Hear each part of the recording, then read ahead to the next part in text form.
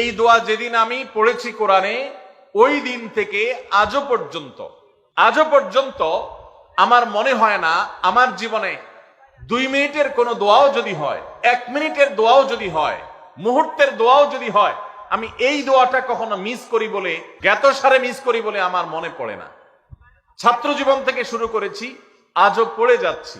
আলহামদুলিল্লাহ, আল্লাহর কাছে শুকরিয়া আদায় করে আপনাদেরকে বলতে পারি, এই দোয়ার সুফল আমি নিজের চোখে দেখেছি, আমি নিজে ভোগ করছি। এজন্য আপনাদেরকে আমি বলতে চাই, বিবাহিত হন কিংবা অবিবাহিত হন, আপনার দাম্পত্য জীবনের সুখের জন্য সর্বপ্রথম এবং প্রধান করণীয় হলো এই দোয়া। এর বাইরে আরো সাধারণভাবে আল্লাহ তাআলার কাছে দোয়া করতে থাকা, যেন আল্লাহ তাআলা আপনাকে এমন একজন জীবন সঙ্গী দেন।